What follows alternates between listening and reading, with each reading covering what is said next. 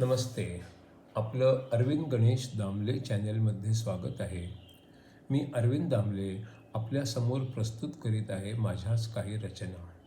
पहिली जी रचना आहे ती अशी: कुछ लोग नशा करते हैं तो खुश होते हैं और खुशी के लिए नशीली चीज़ें बेची भी जाती हैं, पर दुख को दबाकर खुशी बनती नहीं. वैसे ही जैसे किसी को मारकर मारने वाले का भविष्य उज्ज्वल कभी नहीं बन सकता. आता पुढली जी रचना आहे ती आहे ब्रह्मसूत्रांच्या आधारावर 39वे सूत्र. आता काही हलतं आणि जे काही हलत नाही ते सर्व ब्रह्मच आहे.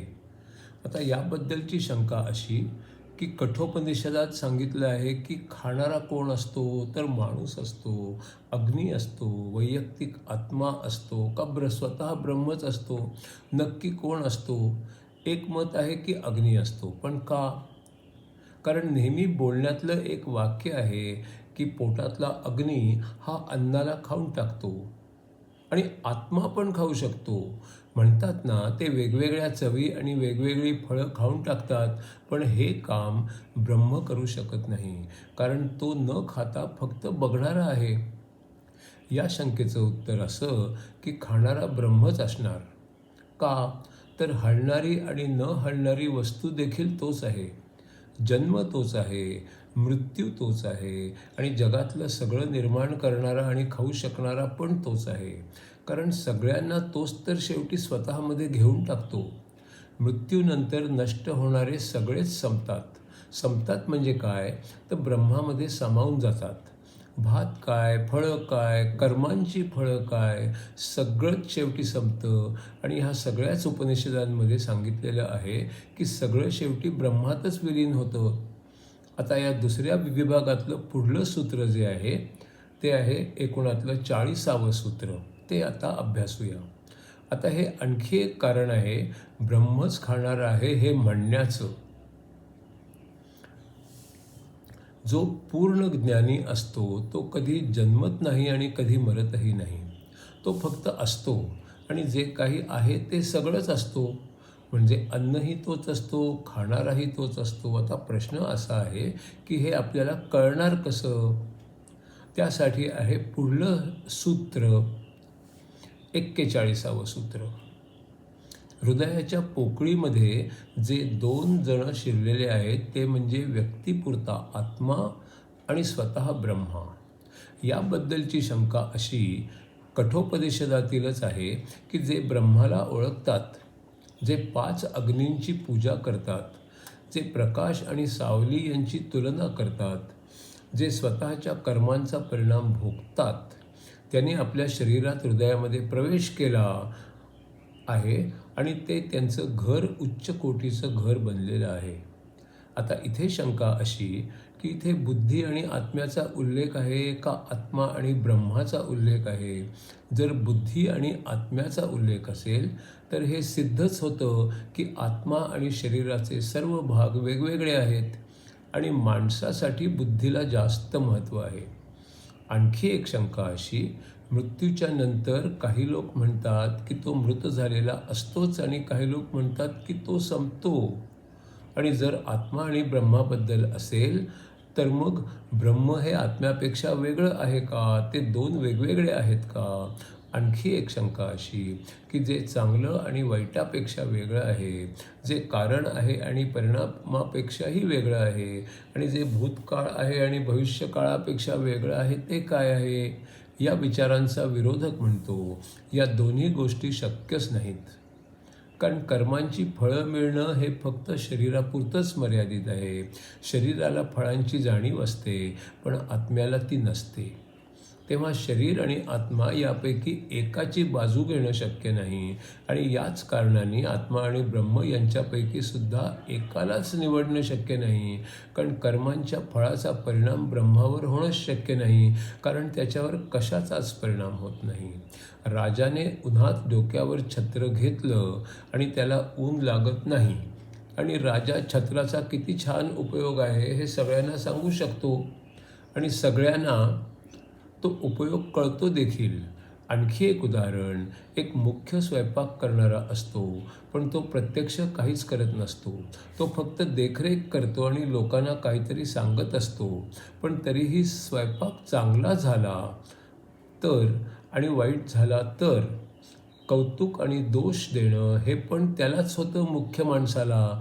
आणि आता शंका अशी की कर्मफळांचा परिणाम बुद्धीवर होतो का आत्म्यावर होतो का ब्रह्मावर होतो? काही जणांच्या मते बुद्धी आणि वैयक्तिक आत्मा ह्या दोन्हीवर होतो. असं का? आत्मा आणि बुद्धी हे दोन्ही हृदयाच्या पोकळीत असू शकतात, कारण ते शरीरातच असतात. ब्रह्म जे खूपच विशाल आहे आणि जे सगळीकडेच आहे, ते त्यात कसं मावणार? शिवाय ब्रह्मावर तर कशाचाच परिणाम होत नाही, त्यात तर काही बदलच होत नाही. याबद्दलचं आणखी एक मत असं की आत्मा आणि परमात्मा यांच्या नावात पण सारखेपणा आहे, गुणांमध्ये पण सारखेपणा आहे आणि नेहमी एका प्रकारच्या गोष्टी जवळजवळ येतात हा अनुभव आहे. ते कळपात राहतात. गायींच्या बरोबर कळपात ज्या असतात बाकीची प्राणी, ते गायीच असतात. याच्याबद्दलची शंका अशी की आत्मा आणि ब्रह्म दोन्ही हृदयाच्या पोकळीत असले तरी ब्रह्म तिथे आहे ते आत्म्याला कळतच असेल का नसेल कळत? वेद आणि स्मृती म्हणतात की जेव्हा ब्रह्म असतो तेव्हा सुख आणि दुःख दोन्ही संपून जातात, मन एकाग्र होतं आणि असं असण्याचे परिणाम मात्र सगळीकडे दिसतात. ब्रह्मात अंधार आणि प्रकाश हे दोन्ही असतात आणि बदल होतात असं वाटतं, हेही वास्तविक ब्रह्माच्या आतच होत असतात. म्हणजेच ते काही ब्रह्मात बदल नसतातच. आता प्रश्न असा आहे की आत्म्याला बुद्धीबरोबर आणि ब्रह्माबरोबर जोडता येईल असं आणखी काही कारण आहे का? त्यासाठी पुढचं दुसऱ्या विभागातलं 12वं आणि एकूणातलं 42वं सूत्र आता अभ्यासूया. कारण उपनिषदांमध्ये पुढेच बुद्धी, आत्मा आणि ब्रह्माला जोडणारं असं सांगितलेलं आहे. आत्म्याला रथ चालवणारा म्हटलेलं आहे, सारथी म्हटलेलं आहे.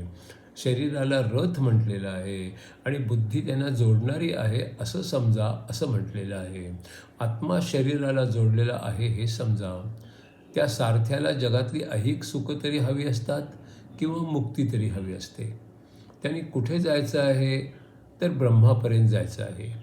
जेव्हा तो शेवटपर्यंत पोचतो तेव्हा तो विष्णूपर्यंत देखील पोचतो.